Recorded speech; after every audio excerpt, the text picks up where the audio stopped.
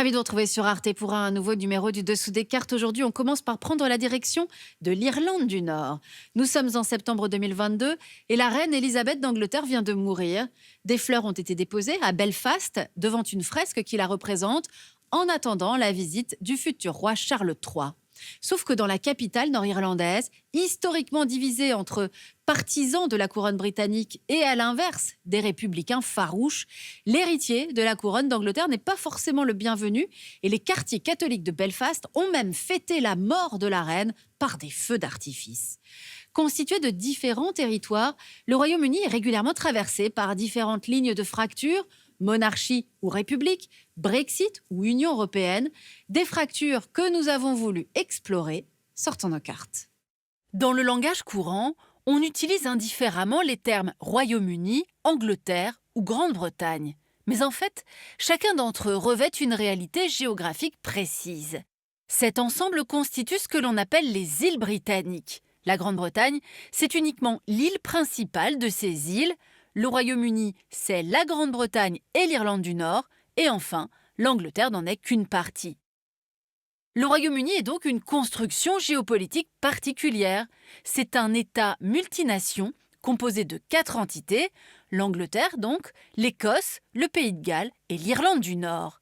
C'est aussi un pays insulaire, entouré par l'océan Atlantique, la mer du Nord, la Manche, mais aussi la mer Celtique au sud-ouest et la mer d'Irlande entre les deux îles. Sa superficie totale est de 246 690 km² et en 2020, sa population est estimée à plus de 67 millions d'habitants. C'est une monarchie constitutionnelle dont le roi est Charles III. La composition du drapeau national à présent, on l'appelle l'Union Jack et il reprend la composition progressive du Royaume-Uni. En effet, la construction du royaume est une longue histoire de conquêtes militaires, d'unions politiques et de vagues de colonisation, et c'est ce qu'on va voir maintenant. Guillaume le Conquérant et ses successeurs unifient l'Angleterre en créant les fondements administratifs d'un véritable État.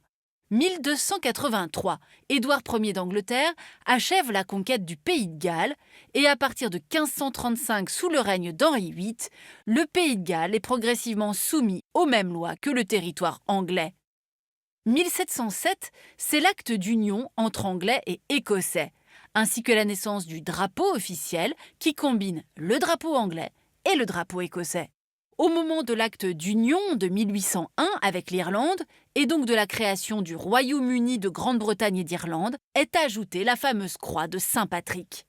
Seul le drapeau gallois, le dragon rouge, n'apparaît pas sur le drapeau britannique, car le Pays de Galles a été rattaché par conquête et non sous la forme d'une union officielle.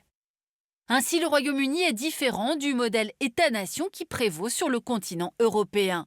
Les Écossais et les Gallois se définissent d'abord à travers leur identité spécifique avant leur identité britannique. Et en Irlande du Nord, une partie de la population, essentiellement catholique, se réclame de la nation irlandaise.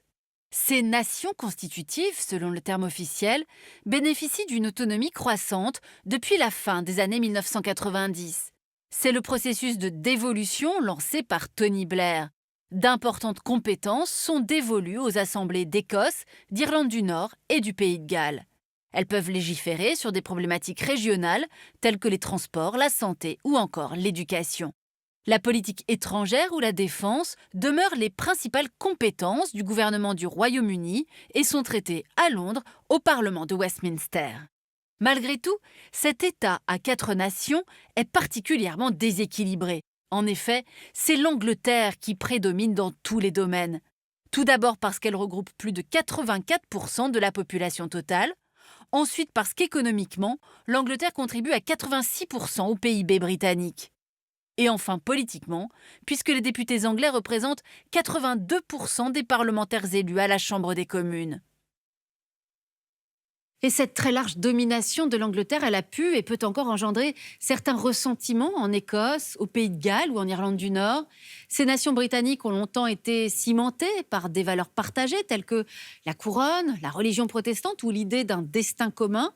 Or, cette unité, elle est davantage contestée qu'auparavant et c'est ce qu'on va voir maintenant. Le référendum sur le Brexit de juin 2016 a clairement révélé que les clivages internes hérités des précédentes décennies existaient toujours.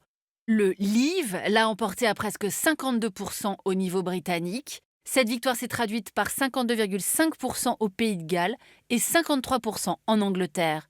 A l'inverse, les Écossais ont voté, eux, à 62% pour le Remain, rester dans l'Europe, et en Irlande du Nord, le vote a été de près de 56% pour le maintien dans l'Union. Alors voyons en détail ce qui concerne ces deux nations, l'Écosse et l'Irlande du Nord. L'Écosse tout d'abord. En 2014, un référendum sur l'indépendance se conclut par une victoire du non à plus de 55%. Les presque 45% de oui ont alors beaucoup surpris, bien au-dessus de ce qui était prévu. Ainsi, en 2022, après le Brexit, le gouvernement de Nicola Sturgeon, alors Premier ministre, publie une série de documents Building a New Scotland, proposant une vision d'une Écosse indépendante et annonce l'organisation d'un nouveau référendum.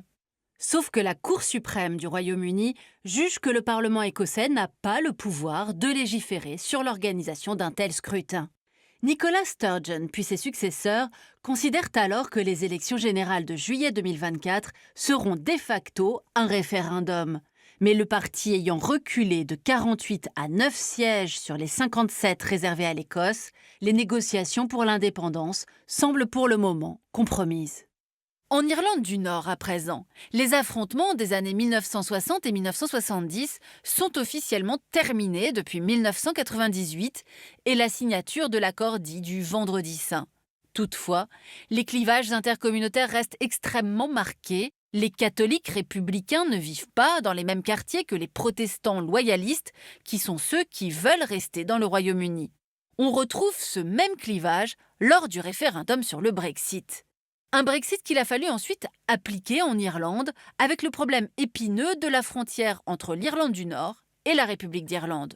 En 2020, le protocole nord-irlandais prévoit de maintenir les règles européennes en Irlande du Nord afin de conserver la fluidité des échanges avec la République d'Irlande voisine. Mais cela conduit à la mise en place de contrôles douaniers avec le reste du Royaume-Uni, quelle que soit la destination, Irlande du Nord ou République d'Irlande.